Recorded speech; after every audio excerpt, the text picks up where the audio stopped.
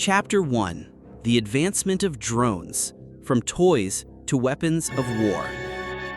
Decades ago, when hearing the phrase drones, many people would immediately think of a small device with a camera, used to film weddings or spy on neighbors drying clothes on the rooftop. However, the ironic truth is that in just the past 20 years, those small machines have transformed into steel killers, completely changing the face of modern warfare. Let's look back at the conflict in the Middle East, where small UAVs have made armored convoys sweat. For example, in Syria, a group of militants only needed a few UAVs bought online for less than 1,000 USD, attached with a few homemade grenades to cause heavy damage to regular troops. This is clear evidence that technology is no longer the monopoly of superpowers. In the Russia-Ukraine war, UAVs have become even more prominent. Cheap drones like the DJI Mavic, which were originally used to film weddings, have now become nightmare makers. They fly low, detect tanks, adjust artillery coordinates, and even dive straight into targets like suicide bombs. A Russian tank was once hit by dozens of suicide UAVs at the same time, surprising the world. Has the era of invulnerable tanks ended? In this chapter, we see clearly, UAVs are not just toys, but weapons that change the balance of the battlefield. They have three major advantages: cheap, easy to produce, and easy to deploy. A UAV worth a few hundred USD can disable a tank worth millions of USD. This is a paradox that makes every command staff have a headache. Chapter 2: Why are UAVs considered opponents of heavy weapons? To answer this question, let's put two images side by side. On one side is a small UAV, weighing a few kilograms, controlled by radio waves. On the other side is a tank weighing tens of tons, with a meter-thick armor, a 1,500 horsepower engine, and a cannon that can shoot through concrete.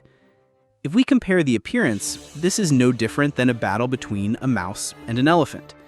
But surprisingly, the mouse has an increasing chance of winning against the elephant. The reason is very simple. Modern warfare is no longer just about muscle power. UAVs take advantage of three factors: electronic technology, artificial intelligence, and the ability to swarm. Electronic technology. Today's UAVs are equipped with infrared cameras, miniature radars, and GPS positioning accurate to the meter. While tanks are large, their visibility is limited and are often attacked from above, an angle that the turret cannot cover. Artificial intelligence. Many UAVs today can find their targets themselves, identify heat or metal. That is, even if they lose control signals, they still rush at tanks, like automatic predators. Swarm ability. A tank can block a missile, but it is difficult to block 10 UAVs attacking at the same time. This is the technological version of human sea tactics. A typical example is the battle in Avitka, Ukraine, when a UAV unit coordinated attacks and disabled many Russian armored vehicles in just a few hours. More importantly, the cost of this campaign was so low that it was unbelievable. However, there is one thing to remember. UAVs are not gods. They have fatal weaknesses: low battery, easy to jam, and cannot withstand specialized anti-aircraft fire. Therefore, it is a bit hurried to say that UAVs completely replace heavy weapons. They are like lightweight boxers, agile and unpredictable, but to defeat heavyweight boxers still require more coordination. Chapter 3: Can UAVs completely replace heavy weapons in the future? This is a question that has caused heated debate in the global military community. Some experts believe that UAVs will become the main weapon because they're cheap, easy to mass produce, and suitable for high-tech warfare. But others argue heavy weapons still have a place because they create psychological and strategic advantages. Imagine an army pulling heavy tanks into the enemy's capital.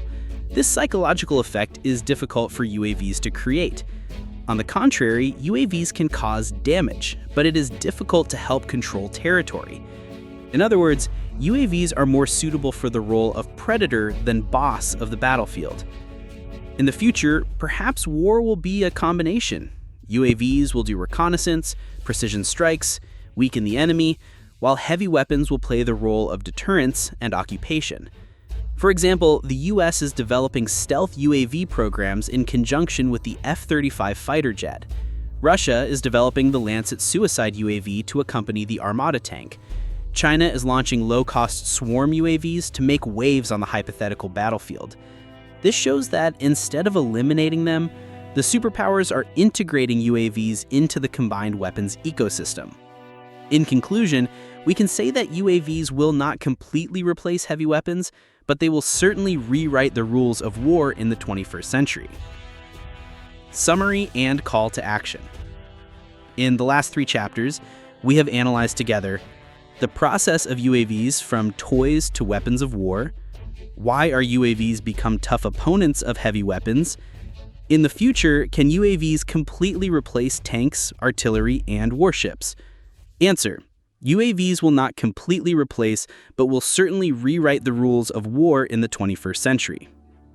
If you find this video useful, please like, share, and subscribe to the History and War channel so that we have more motivation to bring more profound, attractive, and easy to understand content about history and world wars.